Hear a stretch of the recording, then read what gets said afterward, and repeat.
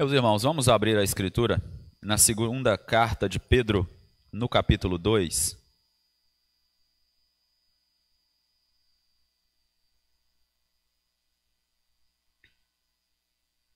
Dando continuidade à exposição nessa carta. Hoje nós vamos falar sobre o capítulo 2, nos dois horários, à noite também.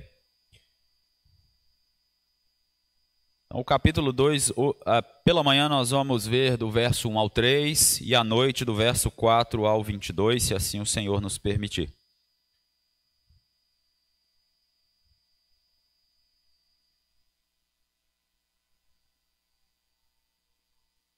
Assim diz a palavra do Senhor.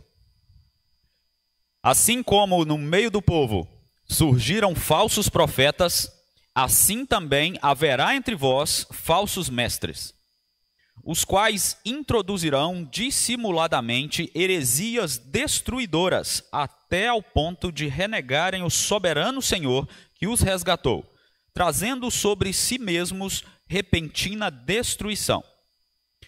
E muitos seguirão as suas práticas libertinas, e por causa deles será infamado ou blasfemado o caminho da verdade. Também, movidos por avareza, farão comércio de vós com palavras fictícias. Para eles, o juízo lavrado há longo tempo não tarda, e a sua destruição não dorme. Oremos mais uma vez. Bendito Deus e Pai, te damos graças pela tua palavra. Rogamos ao Senhor, ó Deus, que continua a instruir o teu povo, para que, ó Deus, caminhemos de acordo com o querer do Senhor. O teu Espírito Santo nos oriente neste momento, é o que nós te pedimos e agradecemos em nome de Jesus. Amém. Meus irmãos, sexo, dinheiro e poder. O que essas três áreas tão sensíveis da vida têm de conexão com falsos mestres ou com falsos ensinamentos? Os falsos mestres e aquilo que eles ensinam, as suas heresias, o falso engano, sempre existiram. Nós estamos lendo aqui uma carta escrita há mais de 2000 anos, e o capítulo 2 é exclusivamente para Pedro falar dos falsos mestres e das suas heresias. Se nós voltarmos ao Antigo Testamento, encontraremos falsos profetas também. E se nós ligarmos a televisão ou acessarmos o YouTube, veremos também falsos mestres e falsos profetas nos nossos dias, pregando heresias, pregando falso ensino. E geralmente este movimento ele é acompanhado por escândalos nessas três áreas que eu acabei de mencionar. Geralmente tem escândalo sexual, geralmente tem escândalo na área financeira e geralmente tem manipulação do povo. Manipulação de gente até que está buscando de fato ao Senhor, mas que está ouvindo vozes estranhas. Então não há nada novo debaixo do céu, o autor de Eclesiastes já dizia isso. E esse é um alerta para o nosso tempo. Pedro fez este alerta para as igrejas da dispersão e essa mensagem chega até nós como um alerta do Senhor. E Pedro ele começa dizendo, assim como no meio do povo, ele está se referindo ao Antigo Testamento, assim como no meio do povo de Israel, assim como no meio do povo do Antigo Testamento, surgiram falsos profetas. Nós acabamos de ler um trecho do capítulo 23 de Jeremias, que inclusive é um grande momento ali de embate de Jeremias contra os falsos profetas. Ele fala, assim como tinha falsos profetas lá no meio do povo de Deus, também haverá falsos profetas no meio de vós, e certamente haverá falsos profetas. Há, na verdade, falsos profetas no nosso meio. Lá em Jeremias 23 você vai encontrar, dizendo assim no verso 16, que nós acabamos de ler na liturgia, não deis ouvidos às palavras dos profetas, que profetizam vãs esperanças e falam visões do coração, não do que vem da boca do Senhor. Então, o que era perceptível nos falsos profetas, Pedro também destaca nos falsos mestres do seu tempo. E ele vai destacar esta falsidade e a maneira que eles vivem diante do Senhor, as suas práticas e aquilo que eles incitam os seus seguidores a fazer. Eu quero destacar nessa manhã as marcas e as consequências do falso ensino. A primeira marca e consequência que nós encontramos no texto está no verso 1. Está escrito assim: assim também haverá entre vós falsos mestres, os quais introduzirão dissimuladamente heresias destruidoras, até ao ponto de renegarem o soberano Senhor que os resgatou, trazendo sobre si mesmos repentina destruição. Então eles trazem a heresia e a consequência desta heresia é a negação do nosso Senhor. É a negação de Deus. Heresia, irmãos, é diferente de erro doutrinário. É diferente de uma interpretação equivocada ou discordância teológica sobre pontos da Escritura Sagrada.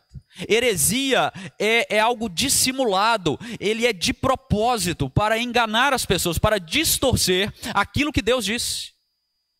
É algo, se nós pudermos ilustrar, como um cavalo de Troia entre o povo de Deus. E Pedro, ele fala para aqueles irmãos, as igrejas que estavam espalhadas pela dispersão, que eles vão introduzir entre vocês heresias destruidoras. Está falando do futuro, porque eles já estavam por ali, mas a presença de Pedro ou de uma liderança forte da igreja talvez ainda não permitia que eles avançassem tanto. Mas Pedro diz, vai chegar uma hora que eu não estarei mais aqui, que talvez outros líderes também não estarão, e aí eles vão introduzir as heresias destruidoras. E nem precisava de destruidoras, mas Pedro destaca para mostrar o que é uma heresia, ela causa destruição. E a palavra aqui, destruição, ela é da mesma classe da palavra que se chama apolion em grego. Apolion é uma das palavras que personificam o diabo.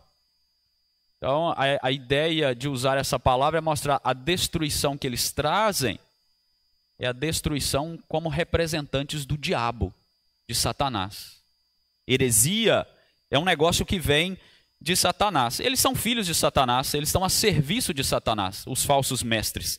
E aí Pedro então destaca que eles inclusive estão renegando o soberano Senhor que os resgatou. E essa frase, ela tem um intenso debate em torno dela, porque aqueles que dizem que nós podemos perder a salvação, eles olham e falam assim, olha, tá vendo? O verso 1 está dizendo que o Senhor os resgatou, mas eles negaram ao Senhor, então a gente pode perder a salvação.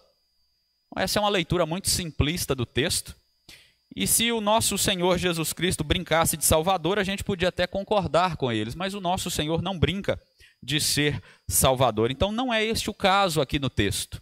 Lá no Evangelho de João, nós encontramos o Senhor falando assim, e a vontade de quem me enviou é esta, que nenhum eu perca de todos os que me deu. Pelo contrário, eu ressuscitarei no último dia. No Evangelho de João, novamente, nós encontramos Jesus dizendo assim, eu lhes dou a vida eterna, jamais perecerão, e ninguém as arrebatará da minha mão.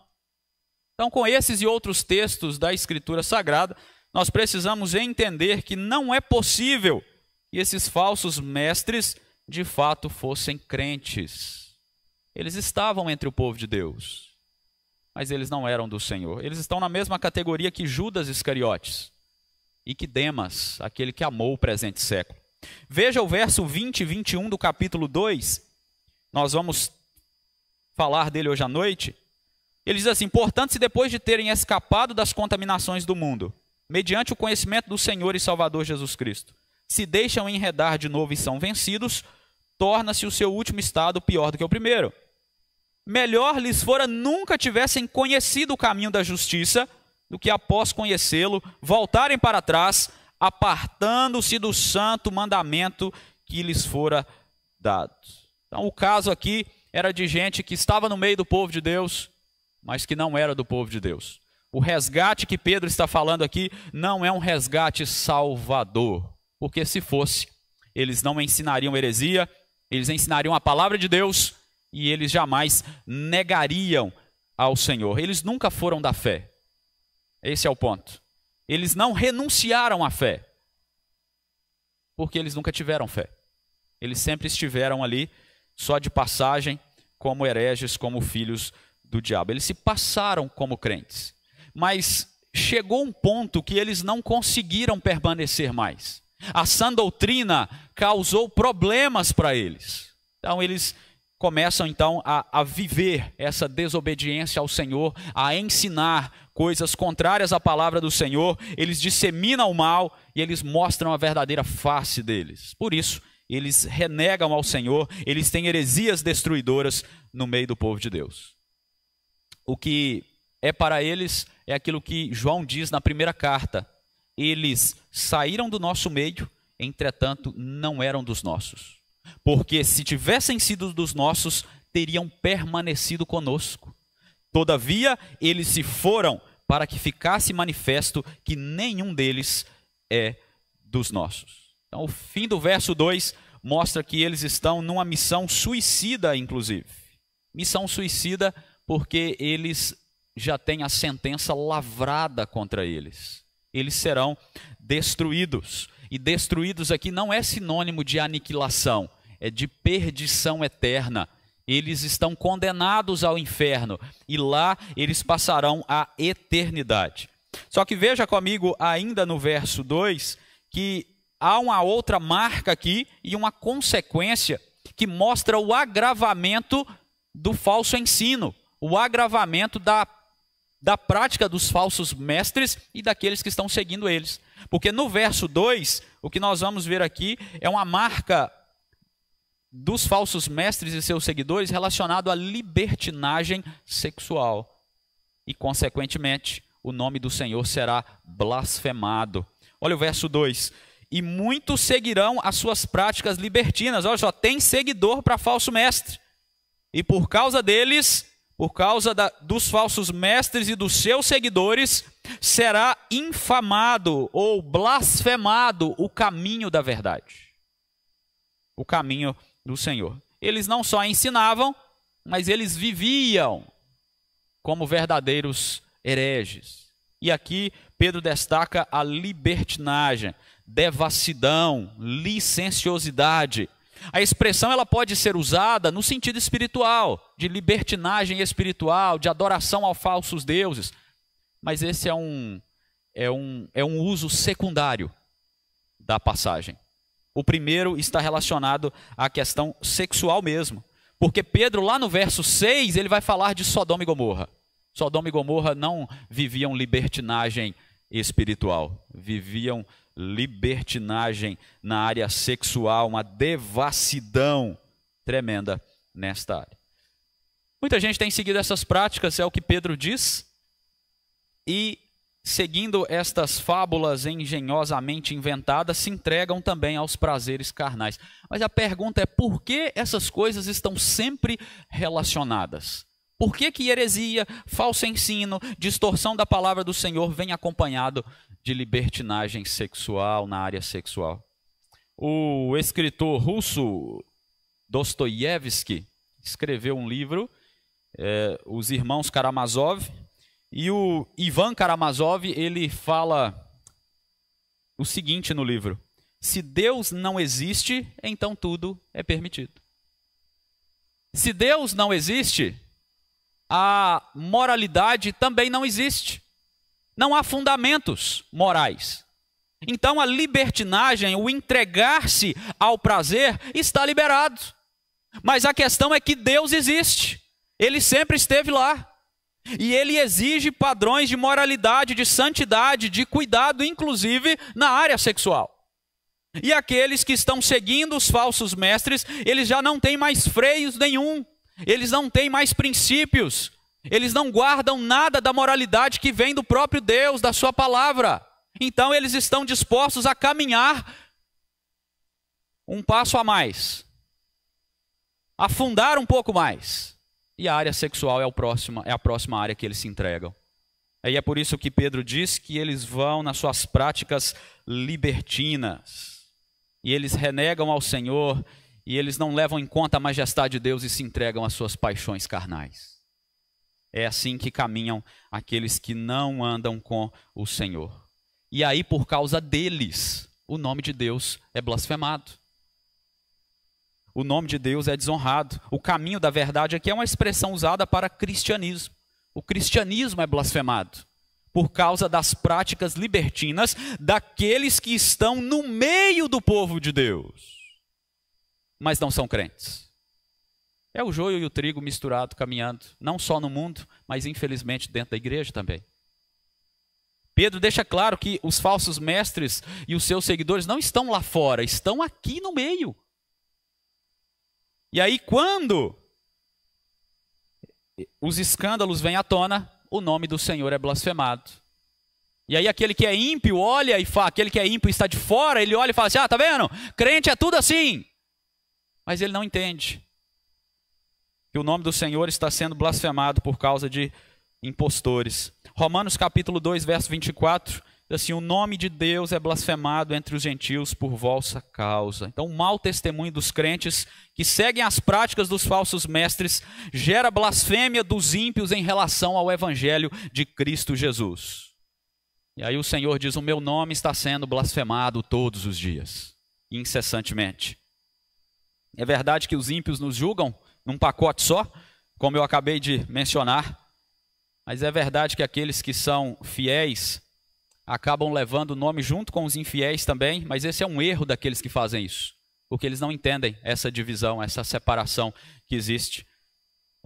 O joio, ele estará sempre no nosso meio, mas era melhor que eles nem tivessem nascido ou estivessem aqui conosco, porque eles estão vivendo como rebeldes diante do Senhor, eles estão ouvindo a palavra talvez todos os domingos, eles estão participando até dos sacramentos talvez, mas eles são libertinos, eles vivem para o seu próprio prazer. E aí, meus irmãos, nós precisamos lembrar que de Deus não se zomba. Aquilo que o homem plantar, ele colherá. Usar o nome de Deus, se passar por cordeiro sendo lobo, usar a estrutura da vida cristã para propagar toda sorte de pecado, talvez muitos nunca vão ver, mas Deus sempre vê. E Deus julgará com justiça. A destruição virá repentinamente sobre eles, é o que diz a Escritura. Então a moralidade, a moralidade na área sexual é um bom termômetro para saber se você é crente mesmo. É um ótimo termômetro.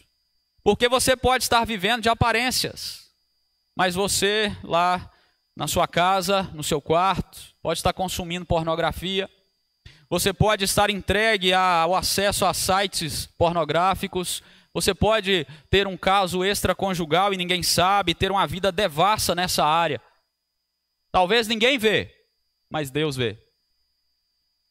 E se você estiver caminhando nestas práticas, o dia que souberem, o nome de Deus será blasfemado entre os ímpios. E aí o nome dele é santo, o caminho da verdade é santo, o Cristo é santo. E é melhor não querer se apresentar diante de Deus dessa maneira. É preciso considerar isso e saber que se vivermos nessas práticas libertinas, a heresia destruidora, seremos destruídos também. É por isso que, se você está vivendo assim, há 3 categorias em que você pode estar. Ou é um desviado, ou está se desviando, ou não é crente. Para todos esses, o remédio é arrependimento, é quebrantamento, é confissão, é deixar o pecado e viver uma vida santa para o Senhor, não ouvindo a imoralidade e a falta de freios que os falsos mestres ensinam, mas viver de acordo com os princípios da palavra do Senhor e daquilo que ele nos ensina, inclusive a respeito da vida na área sexual. Tem uma terceira marca que está no verso 3 e uma terceira consequência que agora está relacionada ao dinheiro. A avareza e a manipulação estão sobre a vida dos falsos mestres e dos seus seguidores. Veja o verso 3 comigo. Também movidos por avareza, farão comércio de vós, com palavras fictícias. Para eles o juízo lavrado a longo tempo não tarda e a sua destruição não dorme. É interessante o jeito que Pedro escreve para a igreja. Eles vão fazer comércio de vós. Não adianta. Alguns de vocês não vão escapar. Alguns de vocês serão manipulados. Alguns de vocês cairão. É o que Pedro diz. Movidos por avareza. A Bíblia tem muito a dizer sobre dinheiro, irmãos. E geralmente ela destaca que não dá para servirmos ao dinheiro e a Deus. Jesus disse isso: ninguém pode servir a 2 senhores, não podeis servir a Deus e às riquezas. Você sabe que o falso mestre não tem uma moral elevada, eles negam a Deus, eles pensam que talvez não vão prestar contas, eles querem viver todo tipo de promiscuidade e eles querem dinheiro. Porque dinheiro é poder, porque dinheiro, riquezas, envolve luxo, envolve regalias, envolve um monte de coisas que o dinheiro pode oferecer. Então eles vão usar o instrumento, a fé, a palavra de Deus. E é interessante, não tem nada mesmo que é uma novidade debaixo do sol.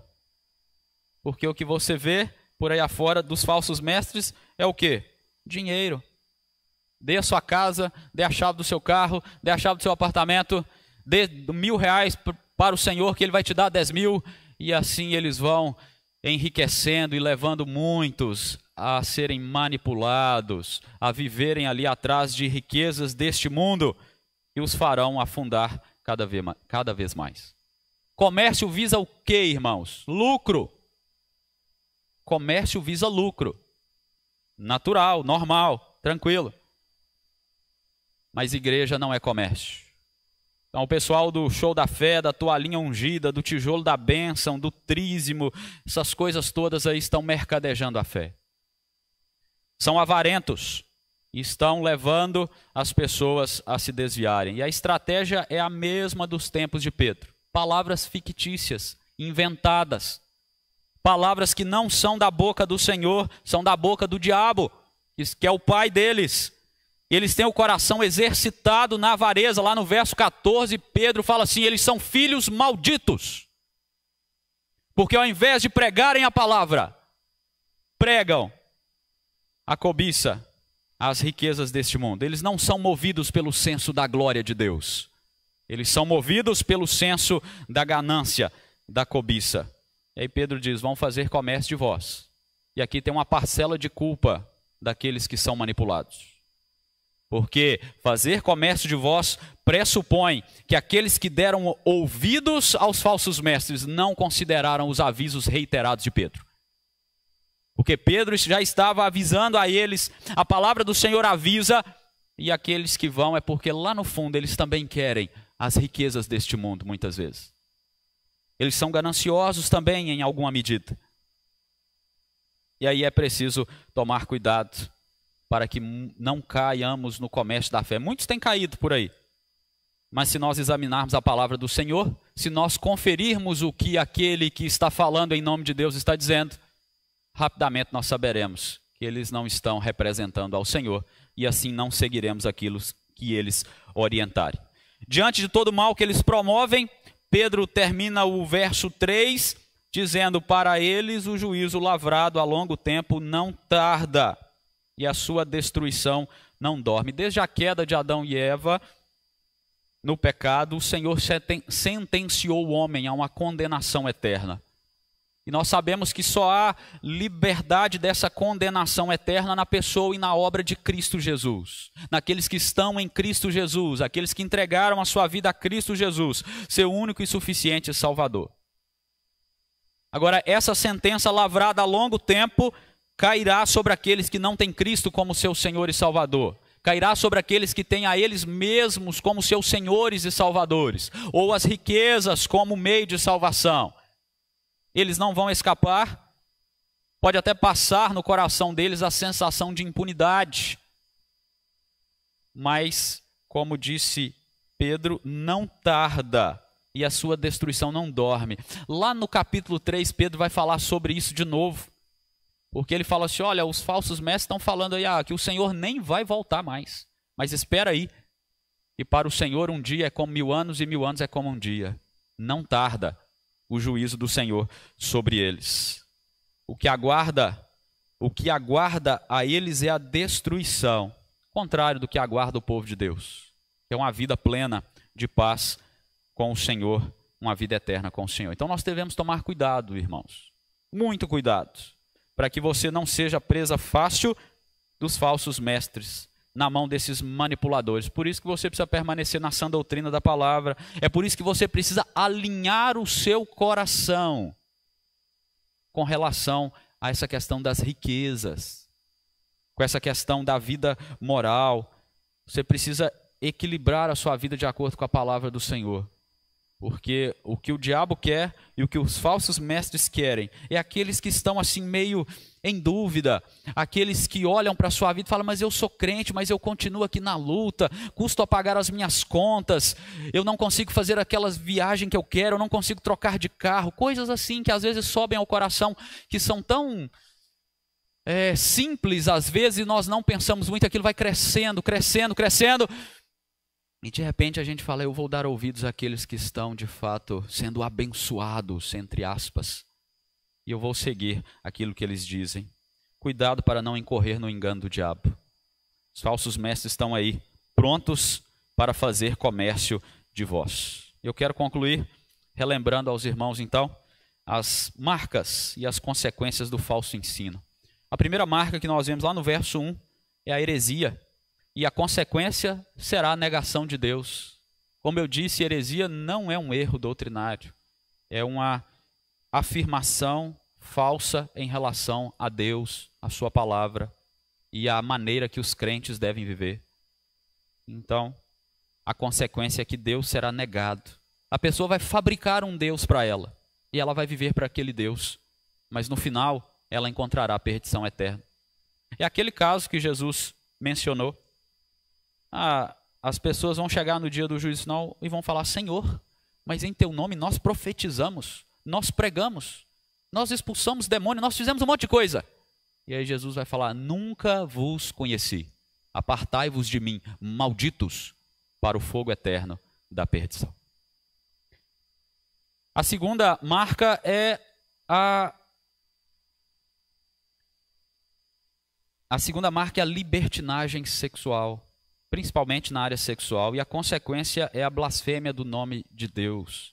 Escândalos se multiplicam, irmãos, na liderança das igrejas, no meio da igreja, e essa área é uma área que pega muito, que acontece muito, e o nome do Senhor está sendo blasfemado aí fora. O nome do Senhor está sendo afamado aí fora. A avareza é a última marca que nós vemos no verso 3, e a consequência é o show da fé, o comércio. Tudo isso acompanha falsos mestres e aqueles que seguem esses falsos mestres. Se não existissem seguidores, irmãos, falsos mestres não existiriam até hoje. É porque tem seguidores. É porque tem gente que dá ouvidos. É por isso que eles ainda existem. É por isso que as megas igrejas de falsos mestres dos nossos dias existem. Existem vários, você sabe disso. Jesus Cristo disse lá no sermão também de Mateus 24, surgirão falsos cristos, falsos profetas, operando grandes sinais e prodígios para enganar, se possível, os eleitos. O diabo não está brincando. Ele está tentando levar mais escravos com ele para a perdição eterna, porque ele sabe que ele já está destruído, ele sabe que ele tem pouco tempo, e a destruição já está sentenciada. Graças a Deus, talvez que você é de uma igreja que ensina a verdade, que procura ser fiel à Escritura. Mas você precisa continuar examinando o que é dito nos púlpitos. Você precisa continuar examinando aquele pastor, aquele líder do YouTube que você segue. Você precisa examinar tudo que é dito em relação à palavra do Senhor, meus irmãos. Examinar, para ver se de fato o que está sendo falado é verdadeiro. É a palavra do Senhor de fato. A palavra-chave para nós nesses dias é prudência. Precisamos ter prudência. Não dar ouvidos a qualquer um. Qual deve ser a nossa atitude com os falsos mestres e seus discípulos? Não negociar a verdade. Apontar o erro. Falar está errado, não é a palavra do Senhor. Ao mesmo tempo que nós devemos chamá-los ao arrependimento. Devemos chamar as pessoas para que entreguem sua vida ao Senhor, à graça de Deus, para pecadores arrependidos, inclusive para falsos mestres. Temos que pregar para esse povo que eles estão brincando com o nome de Deus e o juízo destruidor virá sobre eles. E eles precisam se arrepender das suas práticas. E a maneira de nós nos guardarmos destes ensinos é examinando aquilo que é pregado, ouvindo a voz de Deus por meio da palavra dele corretamente, orando ao Senhor, pedindo a orientação do Senhor, conferindo tudo na Escritura. Por isso que é tão importante aquilo que Pedro disse no capítulo 1, que nós pregamos na semana passada, sobre a importância da palavra. É importante nós nos voltarmos para a palavra do Senhor, guardando o nosso coração e praticando a palavra do Senhor. Assim, nós teremos uma vida alinhada, firmada na vontade do Senhor, e vamos saber repelir esses falsos ensinos e essas coisas que possam subir ao nosso coração, principalmente nessas 3 áreas que nós mencionamos, do sexo, do poder e do dinheiro. Então, que Deus nos livre de vivermos uma vida falsa diante dele, que o Senhor nos dê graça para vivermos na verdade da sua palavra, que é o único caminho correto para todos nós. Que assim o Senhor nos abençoe na nossa conduta, na nossa honra, no nosso caráter, no nosso modo de vida, na nossa fidelidade ao Senhor. Que assim seja para todos nós. Amém.